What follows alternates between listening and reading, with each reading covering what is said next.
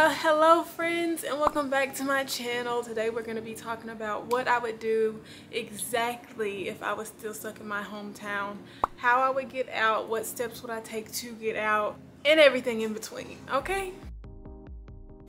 So if you made your way to this video right now, I'm going to assume that you already know, 1, what you want to be, and 2, where you have to go to get to where you want to be. Now, if you don't know what the heck that is, what those two things are, then I really encourage you to watch my last video on a small town mentality. In that video, I go through the steps that you need to take in order to try and get out of your small town mentality, and just overall some tips that'll be helpful for you if you are a person that's trying to get out of your small town and you just kind of need somebody to give you some advice. So go ahead and go watch that and then come back to this video. Now, if you've already seen this video, then hello! We are going on to the next step, which is what would I do specifically if I was trying to get out of my hometown. So let's go ahead and get right into the video, you guys. First thing I'm gonna say is find a job. That is my #1 thing. Find a job. A lot of people go to a new city, and instead of finding a job and then going to the new city, they go to the new city and then look for a job. No. We cannot do that. The hiring process takes a little bit longer than it typically would if you were in high school. Like, I know when I was in high school, I used to apply for a job, baby, and within the same week, within a couple of days, I get a call back. This world, especially whenever you are applying for jobs that are paying a bit more, is not like that. In this world, you probably will have to apply to a lot of jobs, and you'll probably have to wait a couple of weeks before you even get any feedback from employers. And feedback could be, no, we're not interested, let's do an interview, or yes, we're interested in hiring you. And a lot of the times you're waiting for a hot minute before you even get any type of feedback from the employer. So you definitely don't want to move to a whole new city where the cost of living is higher and you don't already have a job lined up. So you need to be applying for jobs, looking for jobs while you're still in your hometown, looking to see what jobs you qualify for. If you don't have a degree, really edit your resume and really hype up those essential skills like customer service skills, personable skills. Those are skills that pretty much every job needs, unless you're just working at a desk in a corner by yourself. Pretty much every job that interacts with people, they love to see customer service skills. So just focus on what you do have and don't focus too much on what you don't have, and wish for the best. That's all we can do whenever we're applying for jobs. They can either say yes or no. Don't get discouraged if you hear no's. I hear a lot of no's whenever I'm in the job market, and I am in a master's program. So do not be discouraged whenever you do hear no's. People are gonna tell you no. All you need is one yes. That's all you need is one yes. So always keep a positive mindset, apply to as many jobs as possible, and overall just keep pushing. Don't let one no stop you from applying. While we're looking for those jobs, I really want to put this note in here, because if you are somebody who's going to be applying to jobs without a degree, you don't want to go to college. College is just something that is not for you. You've decided it's a no. Maybe you just don't feel like doing it or don't have the money to do it, whatever the case may be. This is for if you do not want to go to college and you are looking for a job that is better than the job that you currently have. I'm going to tell you right now, do not go and look for jobs where there is no room for growth and no room for advancement. For example, if you're just applying with a high school diploma and you don't have any certifications or anything, always look for jobs where there is room for growth. Because if you get hired at a job where there's no room for growth, no room for advancement at all, you will just get stuck working and working and working for a paycheck, and you will never see anything greater than that specific job. Always apply for jobs where there is potential for you to move up in the food chain. Some examples are jobs in HR, jobs in sales, jobs in marketing, even jobs in real estate. If you want to get your real estate license and start doing that, there definitely is potential for growth there, where you start off selling probably cheaper houses, smaller commission, but you can definitely grow into selling more expensive houses with bigger commissions. Overall, just make sure that when you're looking for jobs, make sure that there is always room for advancement, you guys. Especially if you don't plan on going back to school, and whatever job you get, you want to make this a career. Now, this would not be a good video if I did not mention the military, okay? And I know there are some people who, no, the military is a no for me.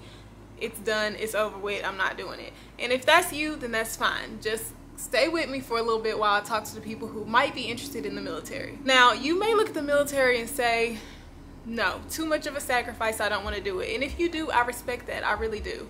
As an up-and-coming military spouse, let me just tell you what the military could do for you.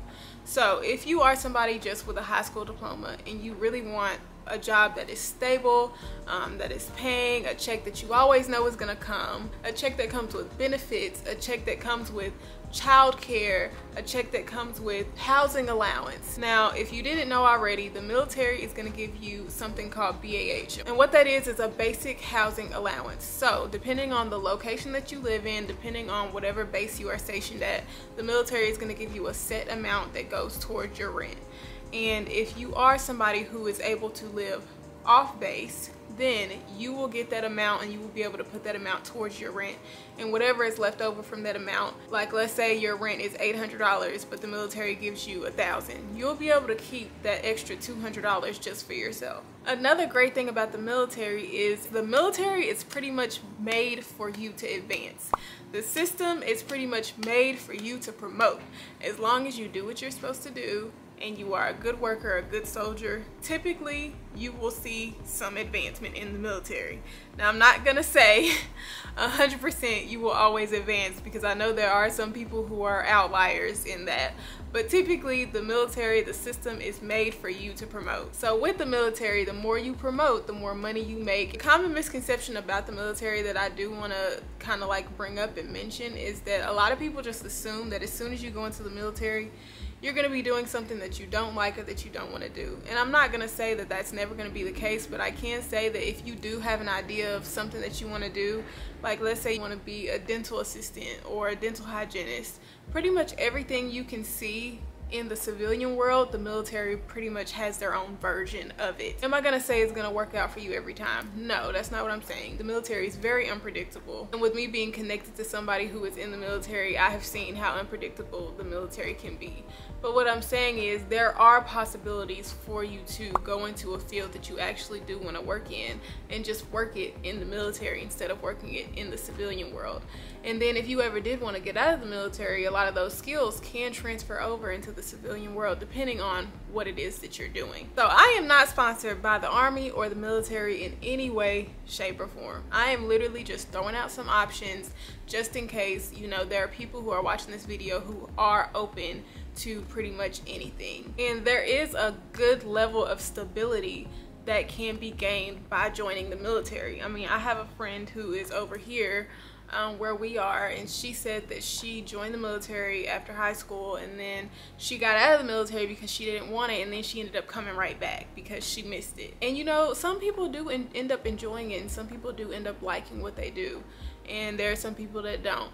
So before you just dismiss it all the way, I would say just look into it some more, do some more research, and then see, you know, if it could be a possibility for you or if it's a no all the way. Moving on from the military, the thing that I will say while you are looking for a job, save, save, save. Now, this is what I would do if I wasn't gonna go to college, if I wasn't gonna go to the military, if I was gonna just see if I can get a new job and move to a new city. This is what I would do. While I'm looking for a job and while I'm interviewing with jobs, I would save at least 6 months rent at the apartment complex that I want to live in. So yes, this requires you to do some research beforehand and figure out where you want to live. Make sure that where you want to live is, you know, number one, safe, but number two, also make sure where you want to live is within your budget of what you want to spend for an apartment. And then three, make sure that your apartment is not super duper duper far away from wherever it is that you want to work. Now, me personally, I'm a fan of remote jobs. I like working from home, but if you are going to work somewhere, like at an office somewhere, then make sure that your apartment is not like an hour away from where you work. But try and get as close as possible to your place of work as you can, so you don't have to be stressed about whether or not you're gonna run into traffic on the way to work or whatever the case may be. So once you find your apartment and you figure out how much the rent is gonna be, don't forget to calculate in the utilities. And I know there are some things like electric, you know, you can't really predict what that's gonna be. I know our electric bill is always all over the place. If you can get like a good safe number that you can kind of calculate that into your rent, then just go ahead and use that number and attach it onto your rent. If you don't account for that money, then you're gonna be like, what the heck, now I'm paying extra $300 for all these utilities, and I didn't even plan for this. I would put at least minimum 6 months rent up.